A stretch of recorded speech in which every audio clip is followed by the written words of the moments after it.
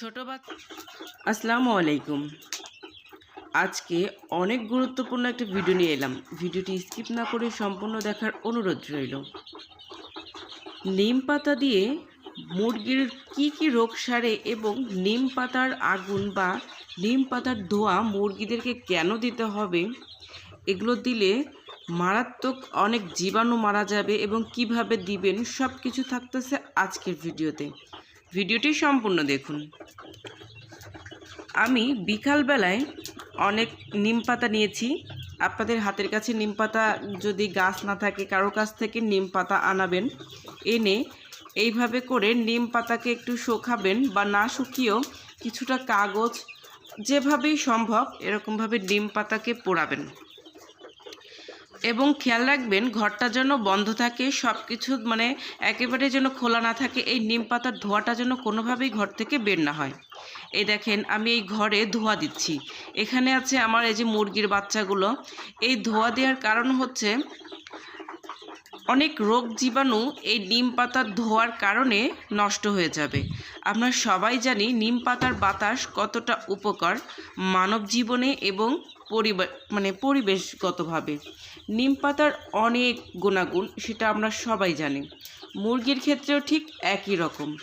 যদি আপনারা মাঝে মধ্যে এইভাবে নিম পাতা দিয়ে আগুন ধরিয়ে এভাবে ধোঁয়া দেন, তাহলে আপনাদের মুরগির ঘরের মশা মাছি থাকবে না, রোগ জীবাণু থাকবে না এবং অনেক মারাত্মক যে ব্যাকটেরিয়া আছে, জীবাণু আছে, ভাইরাস আছে, সেগুলো নষ্ট হয়ে যাবে।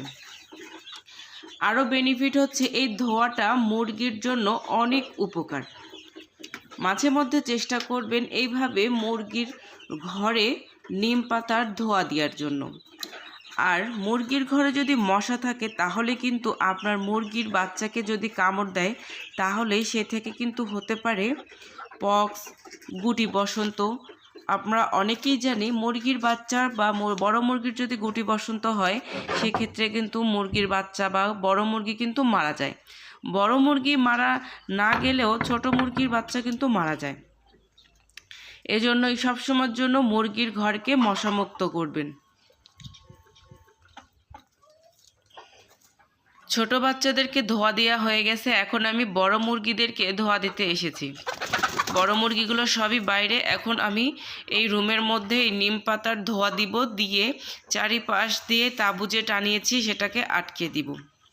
এই যে আমার সব মুরগিগুলো মাশাআল্লাহ অনেক ভালো আছে, সব বাইরে। আর অনেকেই আমাকে বলেন, আপু কি খাওয়াচ্ছেন, কি খাওয়ালে ওজন বাড়বে? দয়া করে ভিডিওগুলো দেখবেন। কি কম খরচে কোন খাবার খাওয়ালে মুরগির ওজন বাড়ে এবং ডিম বেশি পারে, সব ভিডিও আমার চ্যানেলে দেওয়া আছে। মুরগি বিষয়ে কোনো কিছু জানতে চাইলে অবশ্যই কমেন্ট বক্সে জানাবেন, আমি সময় করে আপনাদেরকে উত্তর দিয়ে দিব। আর সবসময়ের জন্য খেয়াল রাখবেন মুরগির ঘরে যে জুতা ব্যবহার করবেন সেটা যেন বাইরে না পড়ে যান, এবং সবসময়ের জন্য মুরগির ঘরে ঢোকার আগে স্প্রে করে নেবেন।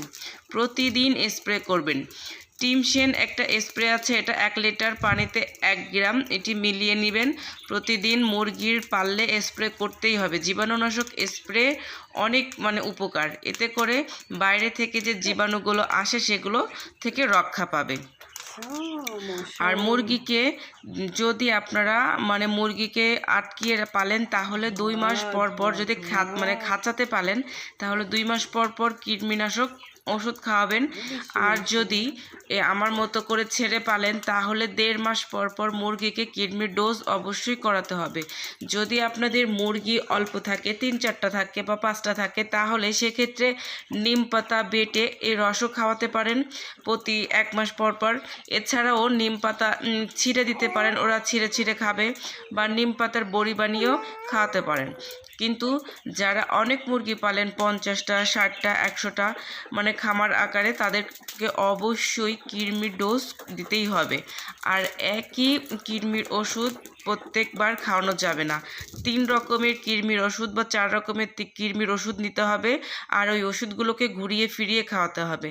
কারণ কৃমির ওষুধ না খাওয়ালে কিন্তু মুরগির স্বাস্থ্য ভালো থাকবে না, ডিম পাড়া কমে যাবে এবং ওদের ঝিম রোগ ধরবে, আস্তে আস্তে রানী খেতে সমস্যা হবে। আইসা বুড়ি তোমার চোখ জ্বলে। তো আমার মেয়ে একটু দুষ্টুমি করছিল, এর জন্য একটু দেখালাম। দোয়া করবেন আমার মেয়ের জন্য। পর্দাটা নামাই দিই। আর আমার ছোট বাচ্চা, এর জন্য আমি প্রতিদিন ভিডিও দিতেও একটু সমস্যা হয়ে যায়। তো আমি এইভাবে করে এই যে এই পাশের এই পর্দাটাকেও আটকিয়ে দিচ্ছি, যাতে ধোঁয়াটা আর বের না হয়। ধোঁয়াটা দেওয়া থাকলে হবে কি, ভেতরে যে মশাগুলো আছে সেগুলো বের হয়ে যাবে। আর মুরগিকে সবসময়ের জন্য মানে এই যে কৃমির ডোজ, এটি হচ্ছে খুব ভোরবেলা দিবেন, আর না হলে সন্ধ্যার দিকে দিবেন। কৃমির ওষুধ কখনোই দুপুরবেলা দিবেন না। আর কৃমির ওষুধ খাওয়ানোর 12 ঘন্টা আগে মুরগিকে কোনো প্রকার পানি এবং খাবার দেওয়া যাবে না। কৃমির ওষুধ যেদিন খাওয়াবেন তার পরদিন থেকে 3 দিন অথবা 5 দিন লিভার টনিক, তারপরে হচ্ছে ভিটামিন, এটা অবশ্যই খাওয়াতে হবে। কৃমির ওষুধ কিভাবে খাওয়াতে হয় সে ভিডিওটি অলরেডি আমার চ্যানেলে দেওয়া আছে, দেখে নেবেন। তো বিকালবেলা আমি মুরগিকে ধান খেতে দিয়েছি, মুরগি ধান খাচ্ছে। আর ওদিকে আমি মুরগির ঘরের পর্দাটাকে দিয়ে দিয়েছি, যাতে ওই ধোঁয়াটা ঘর থেকে বের না হয়। তো মশাগুলো বের হয়ে গেছে, এখন আমি এই দরজাটাকেও দিয়ে দিব। যারা আমার ভিডিওটি দেখছেন এখনও পর্যন্ত লাইক করেননি, তাদেরকে অনুরোধ রইল ভিডিওটি দেখে একটি লাইক করার জন্য। ভালো লাগলে অবশ্যই কমেন্ট করবেন, খারাপ লাগলেও করবেন। যদি কথার মাঝে ভুল ত্রুটি হয়ে থাকে ক্ষমা সুন্দর দৃষ্টিতে দেখবেন। তো দেখেন আমার পুরো ঘরটা কিন্তু ধোঁয়ায় পরিপূর্ণ হয়ে গেছে।